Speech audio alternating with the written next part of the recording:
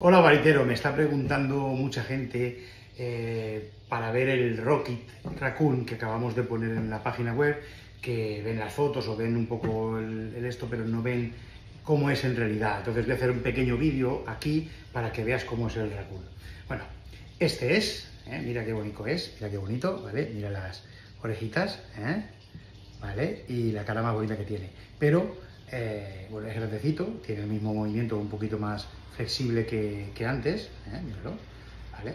Esto se puede hacer un poco los movimientos que hacíamos con el anterior, pero está muy bien, se ve grandecito, se ve algo que puede jugar con él, ¿no? Fíjate, Y después, es una cosa curiosa, porque esta piel que se le ha puesto está muy bonita, y mira cómo cambia, porque es hasta gracioso. Tú ves así, si te fijas, es como si fuera en moto, pero si le das un par de vueltas, a ver, mira, parece que ya ha entrado en la lavadora, ¿te has dado cuenta?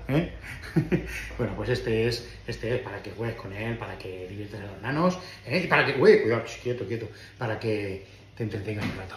Nos vemos.